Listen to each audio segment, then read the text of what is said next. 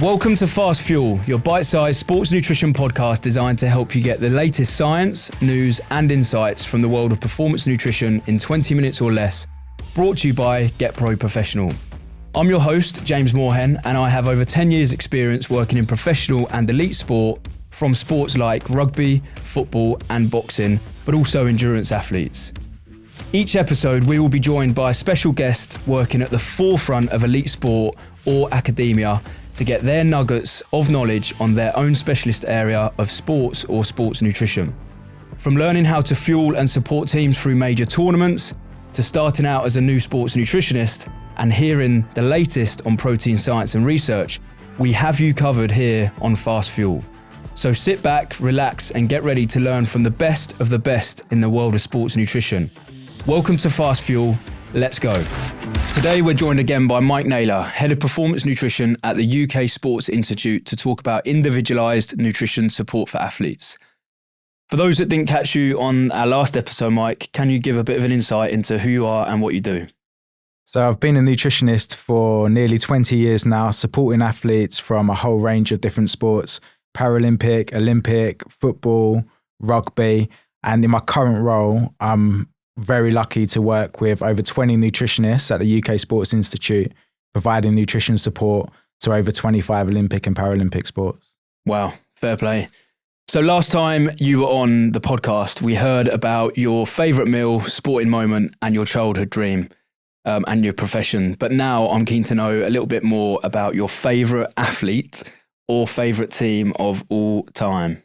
Oh, well, growing up loving football, I was truly an England football fan, and being able to have the honour to work with that team, I'd have to say that is my team. It was my passionate sport, so I'd have to go with the England football team. Nice and aligned. So look, today's all about individual nutrition support for the individualised athlete. So what are the top 3 nutrition fundamentals that you focus on when working with an athlete? When working with an athlete, I think the first thing for me is getting to know that athlete, like know them on a level which you can understand them, understand what performance goals they're going after, understand a little bit about their lifestyle, their preferences, a number of these different things, because I think the more information that you have on someone, the better that you can end up tailoring your strategies to support them. So I definitely feel there's a big piece of just stepping back from nutrition, first of all, and then actually, right, how can I support this person, this human, as a person first, not just jumping in with nutritional recommendations. So I think once you've actually done that, you start to understand it, you work with them, it's a constant collaboration, working with them, working with the support team to actually, how can we support you? How can we support your performance? And then once you go from there, then you start to explore what the fundamental nutritional strategies might be that you can implement. You might start with, how can you support the fueling strategies? Are they consuming enough energy to support the type of activity that they're doing? Are they consuming carbohydrates at the right time? Are they getting enough protein at the right time to support their muscle recovery? All of these different things become the key fundamentals that might build these building blocks to build further nutritional strategies from. Yeah, and I think what's really important there is almost like not diving in at the deep end too quickly, and building that relationship with the athlete and I guess that rapport and that trust. So have you got better at doing that the more you've worked in sport and the elite athletes? And, what would be your guidance there to others listening, and how do you build that trust and rapport? I hope I've got better over the years, because I can remember some situations when I first started working in rugby when I was at a Premiership club, and I've had a situation where, I had so much knowledge, I had so much around nutrition that I wanted to talk about. And I remember once I had this little cabin within the club where players used to come in to not just chat about nutrition, chat about anything. And it's amazing now that I'm actually really good friends with some of the players that I used to work with them, and they're probably the players that I got it right with. But there was other players that would come in, they would start talking, and as soon as I'd mention anything about nutrition, you could see them switch off and walk out. And some athletes, some rugby players who were part of the England World Cup winning squad at this time, and then they would come in talking about different things like property, investment, football, all of these different things. And then I'd mention nutrition to them and they'll just turn off and walk out the room. So I'd have to just really wait for my time, really build that rapport and take my time and just build like good relationships first before trying to sell. And then, hopefully now in a position where you don't have to sell it, you become more of a nutrition coach and people want to collaborate with you to be able to make a difference to their nutrition. Yeah. And just on that rapport and I guess the building of trust, I know, we both know Professor Graham Close very well. You arguably know Graham even better with your time working together at the international rugby scene. We spoke a little bit off air about that trust equation and like the ability to build trust with athletes first. Can you just give a bit more insight into, what that is, how you build your trust with the athletes, and are there any nuggets that our listeners can take from that?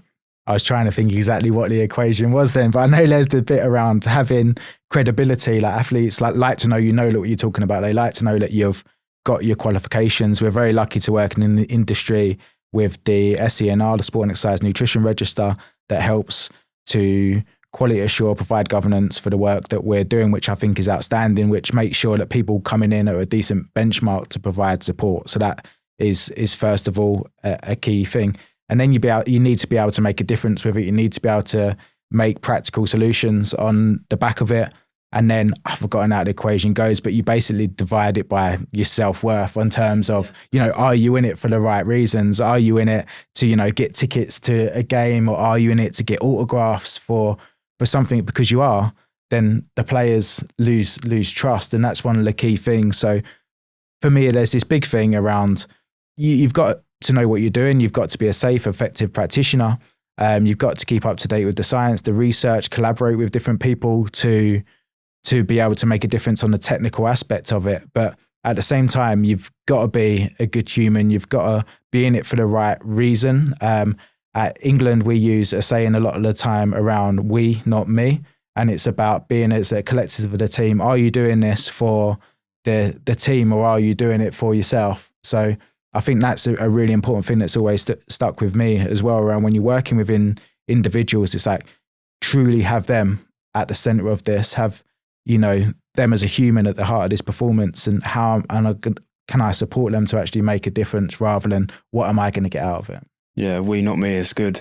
Sorry to put you on the spot there. And from my memory of what Graham was telling me is, and you did touch on it, but just for the listeners, in terms of the credibility plus your reliability and then your kind of intimacy. Are you credible? Is it CENAR? Are you registered with a governing body? Have you got your academics? Are you reliable? If you say that you're going to do something for the athletes, do you do it? Or do you let them down?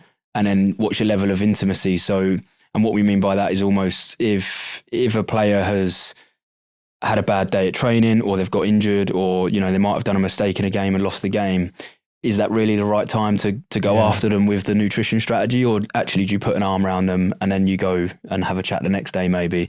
And then, as you said, the key thing there is you almost divide that by your self-interest or your own ego. Yeah. Like, are you after the tickets? Yeah. Is it the brand that you just want to wear? And look, I've learned from my own mistakes early in my career, being that person where the ego was far too high.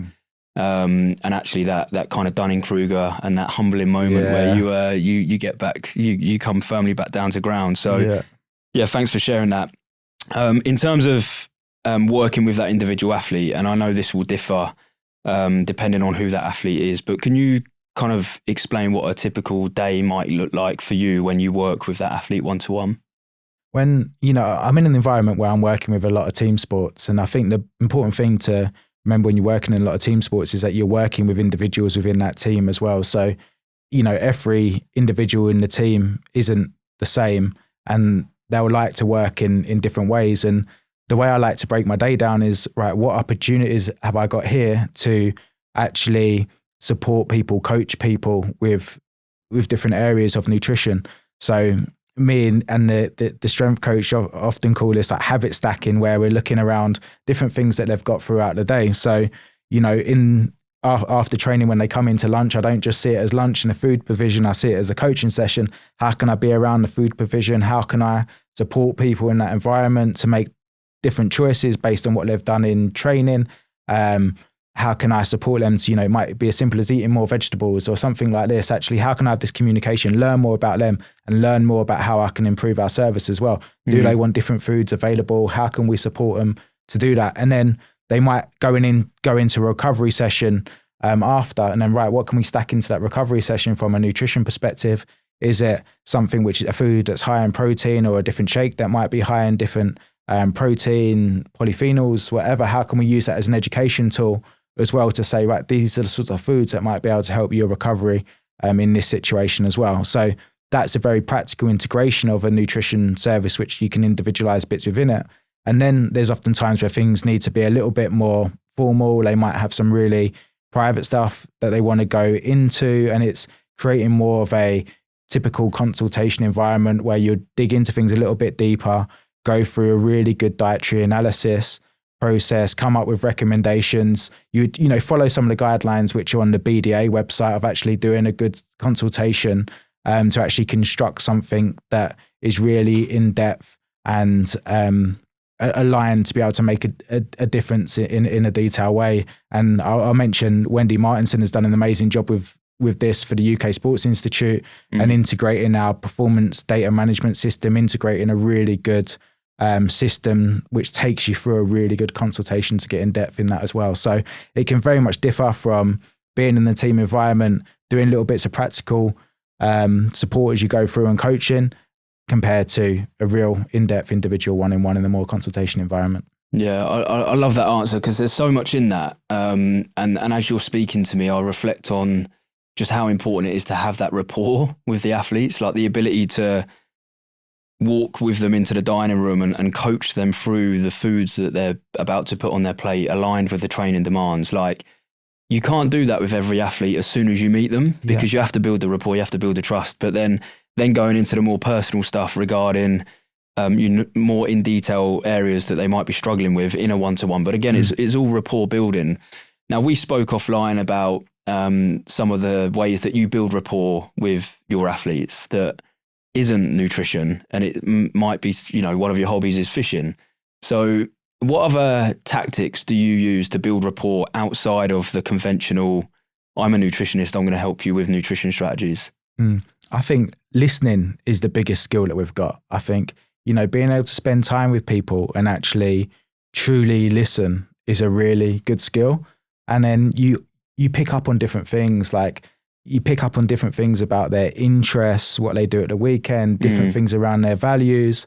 And then, a lot of the time you find a way to relate, you find a way to have conversations in different areas. And then, it's not natural for every nutritionist to be able to walk into a canteen, into a restaurant with an athlete and then start asking them questions around what they're eating. And, for a lot of situations, that might be the complete wrong strategy and way to do it. But, in some other situations, when the rapport is there, the trust is there, it can become a really powerful way to coach people as well. So I think it comes back to this piece around taking the time to listen, understand them, understand where they're coming from.